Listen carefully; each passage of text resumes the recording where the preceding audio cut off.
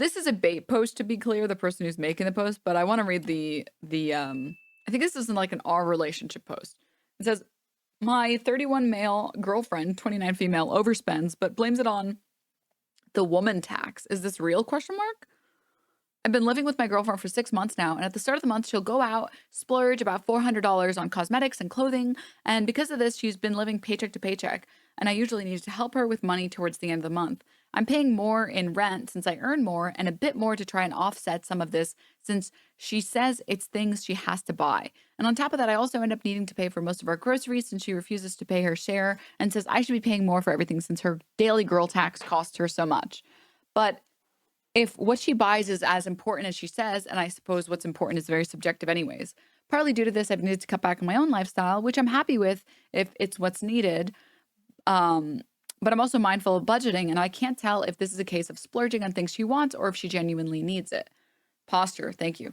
Thank you for the reminder. I will fix my posture. This is the year. Examples of what she buys are clothes, makeup, skincare products, her nails professionally done. Can I get some perspective on this? Since I can't tell if being a woman is genuinely expensive or not, my personal care is $50 a month, so this splurging has always seemed very high to me. Okay.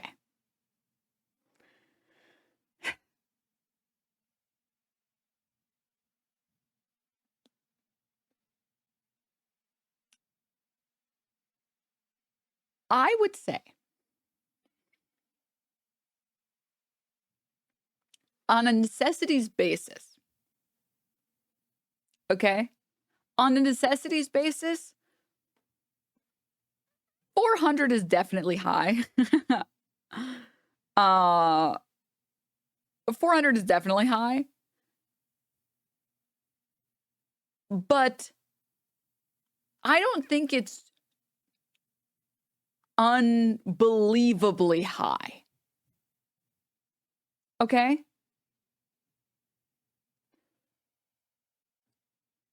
So I want to talk about a couple things. All right? Maybe post this in personal finance instead of a relationship subreddit. Well, I can't even tell what subreddit it was posted on. I'm just assuming that it's an our relationship post because it reads like one. My last girlfriend was almost fired because she stopped doing makeup before going to work while she was depressed at her job at a gas station. So this is the major problem, which is that I think what is not known by a lot of people is that when you work a real job, that you have to go outside of your house and go do things, you have to perform your roles. Otherwise, you could get fired. You could get passed up for promotions. You can get paid less and you'll get treated worse. And this is all studied in like millions. I don't know about millions, but like hundreds of studies have documented this. Women who wear makeup to work are more likely to get promotions. Women who wear makeup to work are more likely to get paid more. Women who perform femininity are more likely to get better treatment in the world because pretty privilege is real. Okay? And I was like, you know what? I'm going to do some math on like what I spend on my stuff. And I don't think I spend 400 on that, but like also I'm a little bit lazy. So like I took a look at what I own, right? I've had this for I think 2 years now and it's still full. So I'm just not going to count this. It was also only $10. We're just not even going to count that one. This is a makeup setter, which is like basically you spray it on your face at the end of your makeup routine and it keeps your makeup in place, essentially. Okay? This is like, I think these are like $25 a bottle and these like last, I would say like 3 months. So not that expensive, I don't think. And then this is my sunscreen / moisturizer that is tinted. I do this instead of foundation. And this is pretty expensive, but it lasts like 6 months and it's really, really good quality and it doesn't irritate my skin. I think this NARS one, which I recommend to other people, I think it's $40, but you only need to apply a little bit and it lasts like 6 months, which feels very fair to me. I don't think that that's expensive.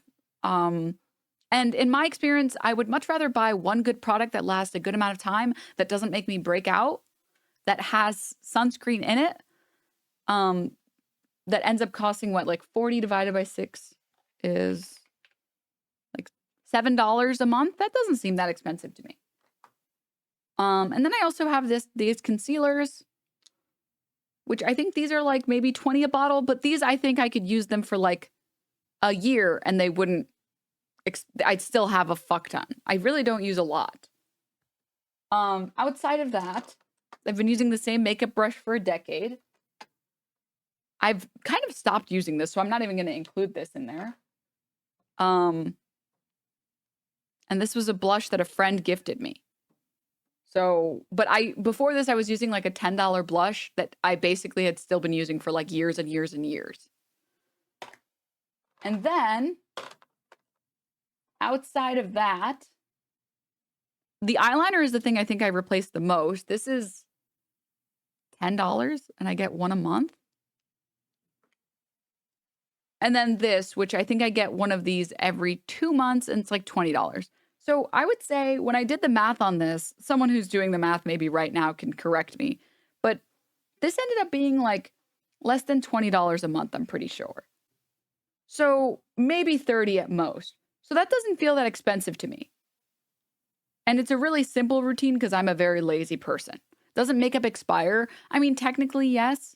Technically. And I stand by all these products. Which eyeliner is this? This is the Wet n Wild Breakup Proof Skinny Waterproof Liquid Liner. Was that moisturizer NARS? Yeah, I really love this moisturizer. It was recommended to me by a friend. This is the one that I use. I love it so, so much. If you don't need a lot of coverage, like your skin tone's already pretty even, and you just want something very, very, very lightweight, because this is very lightweight. This is not going to cover anything. This stuff's amazing. This stuff is so amazing. I love it so much. But yeah, it's just a tinted moisturizer with sunscreen in it. It's great. Love it. So on the makeup front, I think you could comfortably spend like $30 a month, and you don't necessarily have to have anything crazy. But I also don't do a lot of makeup, so like, I don't know. I'm just saying, for me, baseline, this is how much makeup I like to wear. I'm a pretty lazy person, so yeah. I also took into account my skincare routine, and I found that my skincare routine was, honestly, it's pretty cheap, except for one item that I have, which is I have a face wash that I use one bottle every maybe 6 months to a year. And it's like $30, which is not that expensive. And then I have a moisturizer that's like $15 that lasts a year or more. And then I have one product that's very expensive, which is my retinol, but the retinol is what makes everything else easy. And the retinol is like $50 a month, which is expensive, no doubt, but it is the thing that actually does stuff. And it's better to buy one good item that actually does what it's supposed to than buy a million items and none of them do anything. So that's the one item that I have that's expensive, which is the tretinoin, which I recommend to other people. I really like the tretinoin. If you guys are looking into sunscreen products, if you're looking into taking care of your skin and you care about taking care of your skin, I'm just going to say this is the best item I have ever had in my life, ever. Here it is. I think I actually used the 0.04%. You have to specifically get it from a dermatologist. You should go, if anyone here is looking for retinol, stop buying retinol off the stores, or like store shelves. The retinol on store shelves is different retinol. There's lots of different retinols. For anyone who doesn't know anything about skincare, I sat down and did a lot of research on this. Retinol is just vitamin A for your face. And most retinols that are available are not actually effective and not actually proven in clinical trials to do anything. Let me see if I can find retinols.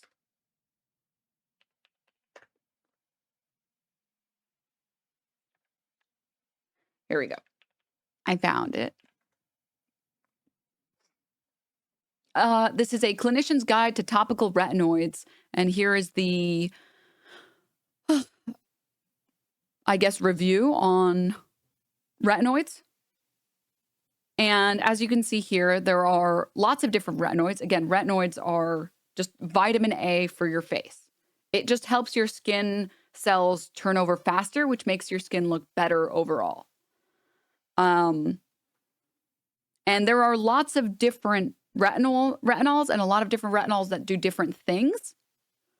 So for example, if you deal with psoriasis, the only topical retinoid, tazarotene, is indicated. So this is the only one that we know for sure actually does something for psoriasis. There are lots of different ones. I think in the study it even shows all the different ones, but the only one that's actually proven to do anything for photoaging, which is basically like sun damage, wrinkles, or even acne damage, is tretinoin. And you can only get tretinoin from a dermatologist. So all of the retinols that you see in the stores are weaker, worse retinols that aren't actually proven to do anything clinically. They're sometimes they've been shown to maybe do stuff, but the only one that's clinically been proven to actually work is tretinoin. So I deal with really bad hyperpigmentation and I have a big bad picking problem. And I will tell you, this has been like the best product I've ever had, ever. I stand by this product. Do we need to care a lot about photoaging if we don't take a lot of, I mean, it's just kind of dependent on you and if you want it. Okay. So I just tell a dermatologist I want to be pretty and they'll give it to me. Yes, exactly. And there is cheaper retinol there's cheaper tretinoin. But I stand by the tretinoin Microsphere. The Microsphere is just like a different mechanism that allows your skin to absorb it. If you're actually interested in getting retinols from your dermatologist, this is just for the people who care. I don't think she got the joke. Leave me alone. Stop. Leave me alone. I'm just trying to be genuine, okay? They've seen that the Microsphere technology improves the ability for the product to work while doing less damage.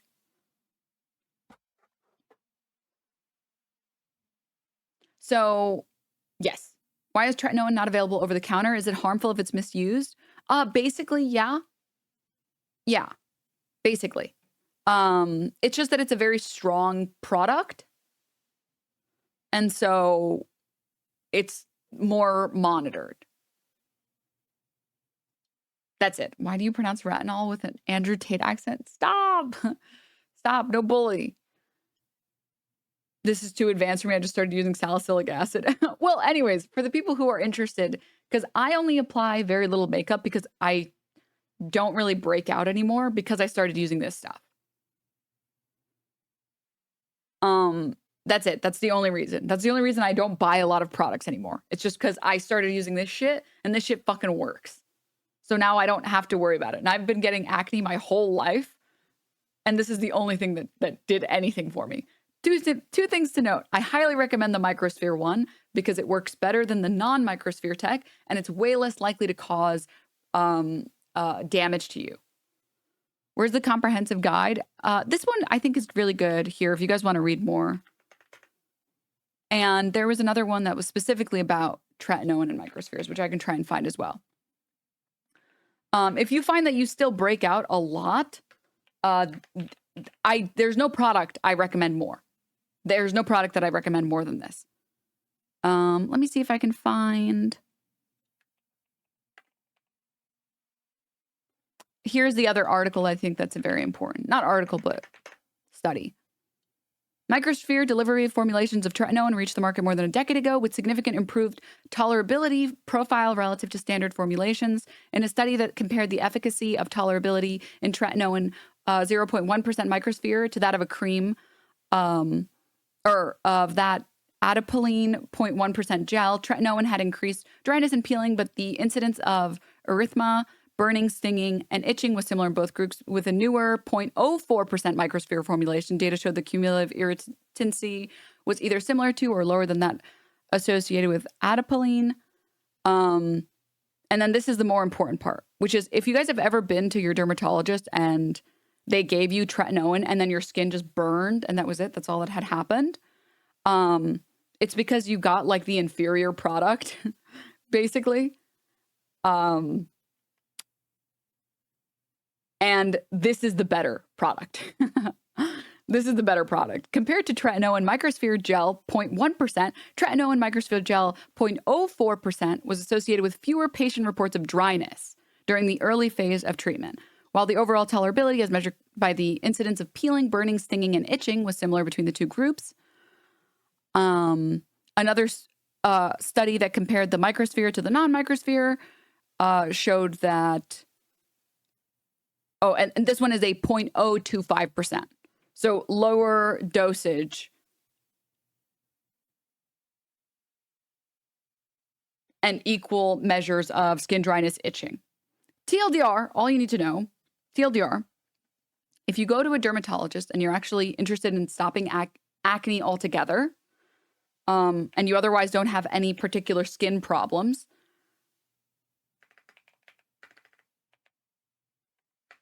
if you go to a dermatologist and you ask for a retinol, there is a good chance they will suggest one of the few things that has been shown to do anything about acne and photoaging, and that is tretinoin. If you get tretinoin and you're interested in getting tretinoin, if they give you this cream or the gel, you will have a worse experience than if you have the microsphere tech. There is such a thing called the retinol uglies, which is basically in the first 2 to 6 weeks of using tretinoin, your skin is going to be really dry. It's going to burn. You're going to get acne because your skin is adjusting to the product. The studies have shown that if you use this one, the microsphere one, you will have less peeling, less burning, less acne, and it will take effect sooner. Your skin has to do the purge phase. Yeah. So if you've ever had really bad experience when you started using retinol, please consider trying it again and use this and use very little amounts. So for me, I would say, going back to what we were talking about, I don't have a lot of makeup because I've noticed that ever since I started using a very consistent skincare routine that has been clinically proven to improve the quality of your skin, I've stopped needing to use as much makeup, which is really, really cool in my opinion, because I'm very lazy. And if anyone else is interested in getting acne to stop altogether, okay, highly recommend getting this particular product. This is my favorite product. Do you need a prescription to get it? Does insurance cover it? I think I walked into my dermatologist's office and I just said, I want this product, give me this product. And then she gave me the product. She gave me a prescription for it. And then I got it. Insurance can cover it. And for some people, insurance did. My particular insurance didn't cover it. So I have to pay out of pocket. And it's like $50 a month, which is expensive, but it's the only product that I use basically. And everything else I buy is like pennies a day, if not less. Can a general practitioner prescribe it? No, I don't think so. I think it's only a dermatologist can prescribe it. But maybe I'm wrong. If I'm wrong, then please see if that's possible. I'm not sure. Do you put it on your whole face once or twice per day? Just at night, once a day, a very small amount. And you have to use sunscreen. I'm sorry if you mentioned it. Is it good for dark spots? It's amazing for dark spots. My face used to be covered in dark spots, actually. I'm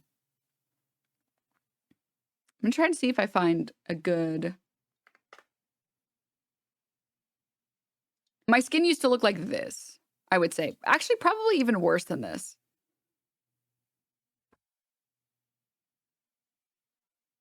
I'm trying to see a photo that is equal.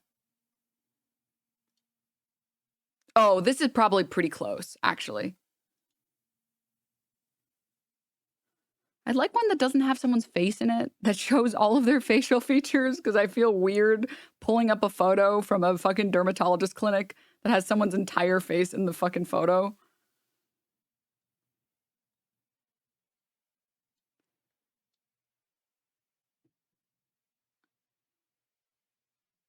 This, I think, is a good example. My skin used to look like this.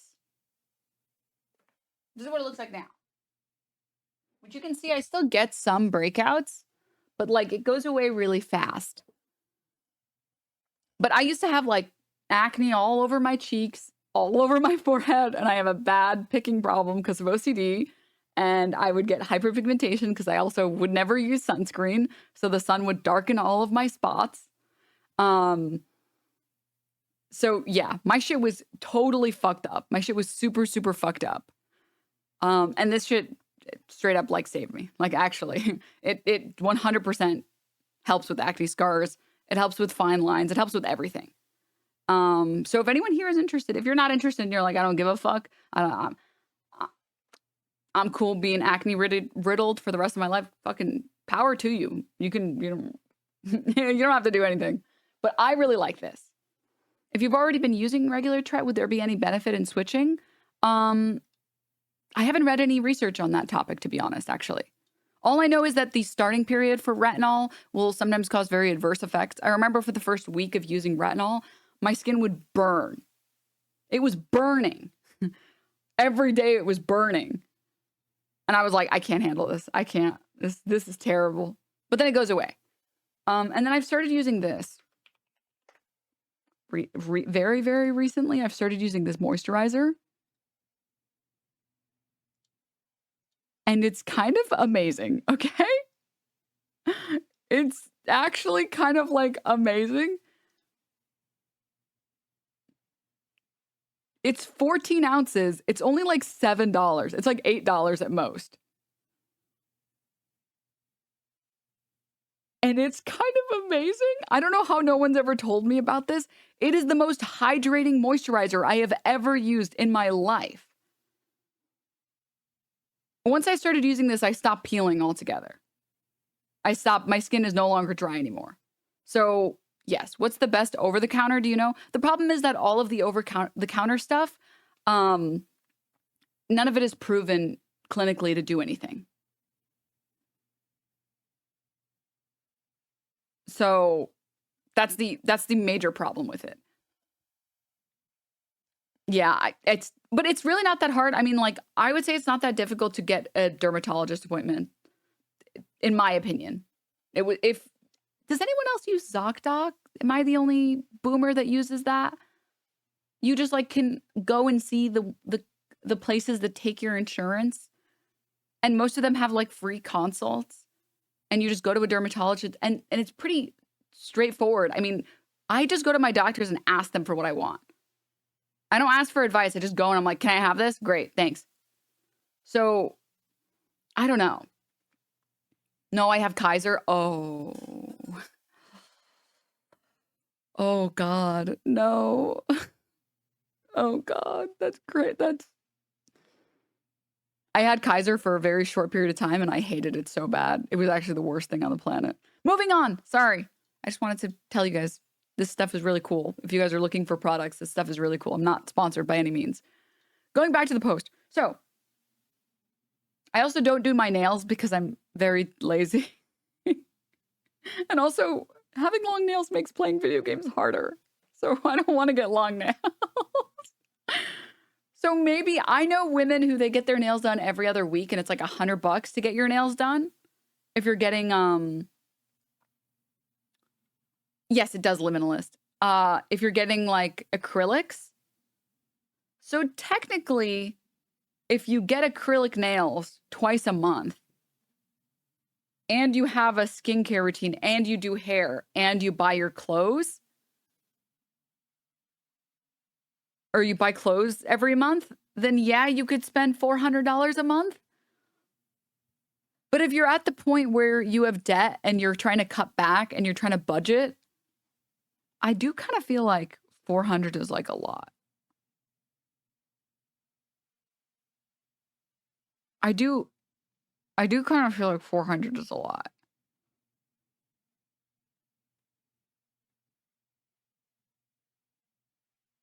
Thank you for the skincare info session. Of course. How big is her closet? Yeah, I don't.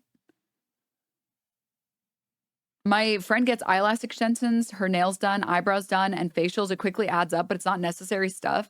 I feel like outside of a daily skincare routine and like your daily makeup,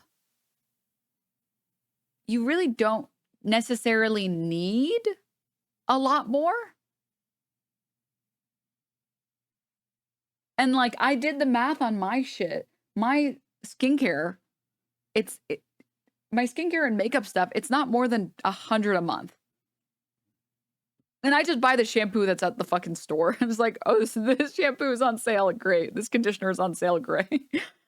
So I do feel like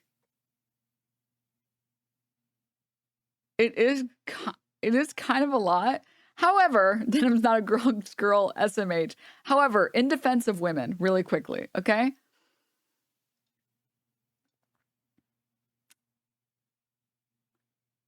I kind of agree with this person.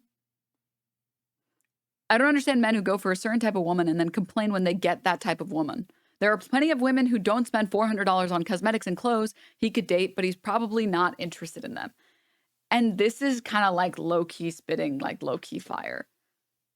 Like, you did pick the chick who has extension, does a full face of makeup, gets her nails done on the regular, gets her hair done on the regular. You clearly want the bad bitch who puts that much effort and time into the way that she looks. It seems weird to later then be like, wait, you're telling me all this stuff you do costs money?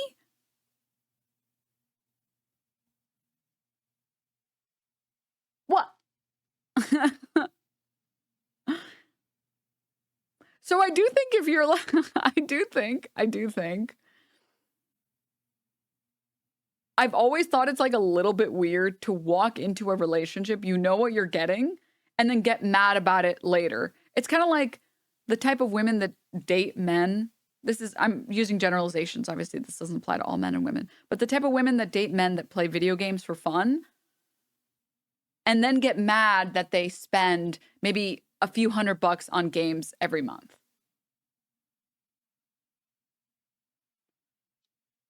Like, oh, well, Diablo 4 came out, and I really wanted to get it. So I paid the $60 or the $70. Or like, oh, did Lethal Company cost money? I never played it, I don't think. Maybe I did, I don't know.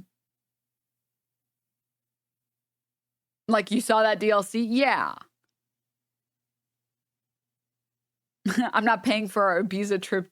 Elden Ring DLC is out. Yeah. It was like $7.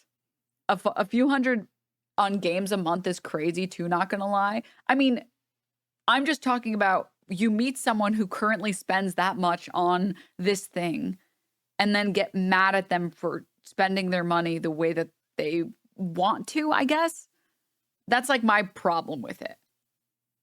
That's my only problem with it. It's like $400 is like 7 games a month. Yeah, I mean, if you're buying that many. I mean, I feel like also video games are like, you'll have periods of time where lots of video games come out and then nothing comes out and then lots of video games come out. Right? Like, I feel like V-Rising, Elden Ring DLC, Diablo 4, Baldur's Gate 3. There was another game. RimWorld DLC. I said that already. There was another one that I'm forgetting, that I'm not remembering.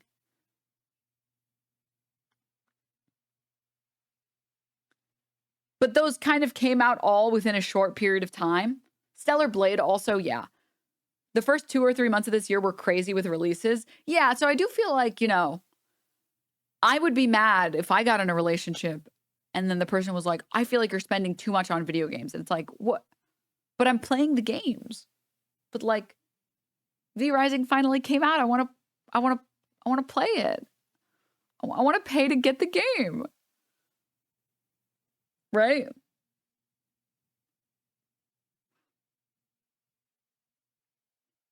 But anyways, sales tax exists also. Springtime has a lot of video game releases. Yeah.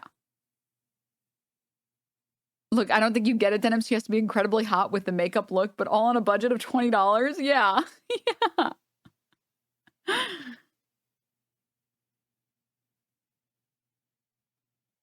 News, Americans use money for something that isn't rent. Disgusting. How dare you?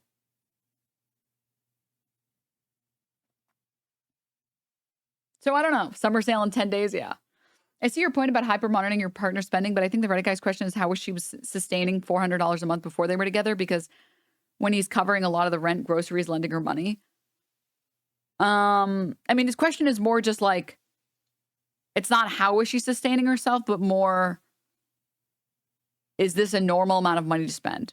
And I think if you want your girlfriend to have her nails done and her makeup done and her hair done and you want her to dress well, I don't think you're allowed. Now, it doesn't say enough here in the post, but I don't think you're then allowed to say,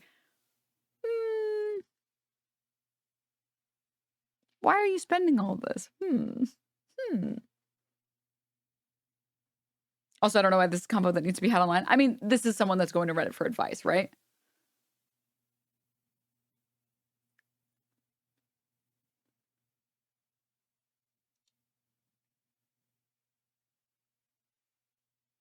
I understand spending that much on cosmetics and not being able to live paycheck to paycheck is irresponsible. The other problem as well is like, it sucks because on the one hand, I want to say, oh, if you're living paycheck to paycheck, you should be more responsible about your spending. But then on the other hand, that feels so, that it's kind of giving, oh, you're a poor person, you don't get to enjoy things ever. Which is kind of, I don't like that either. What do you mean you as a poor person want to look nice? Right? Right.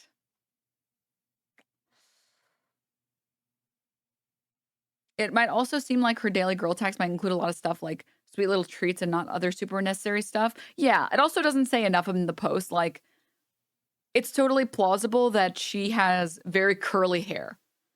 And if you have very curly hair, if you have like 3C or 4C or whatever, your hair does take a lot of time and energy and product.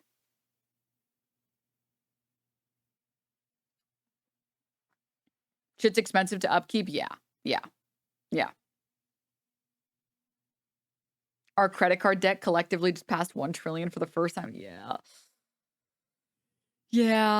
99.7% of poor families own a refrigerator. Yeah.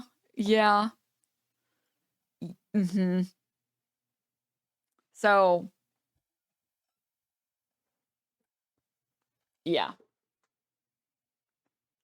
Hair appointments also can get expensive with really thick and long hair. They charge extra. Oh my God, don't even. The number of times I've walked into a salon and I got told one price, and then by the time they were done, they were like, hey, yeah, sorry, we're charging you this much actually because you had too much hair. It's like, and the worst part is I know that they're not lying. I know that they're not lying is the problem, right?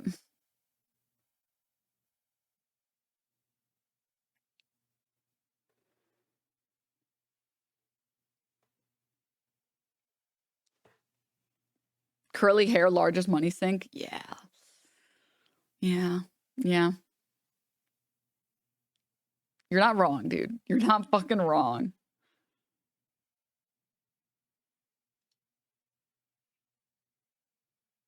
That happened in the other direction. Last time I went to get to the salon, I was so happy I only ended up spending $100 with tip for my whole wash and cut. That's so sick. They're lying. Big bald is oppressing you. Yeah.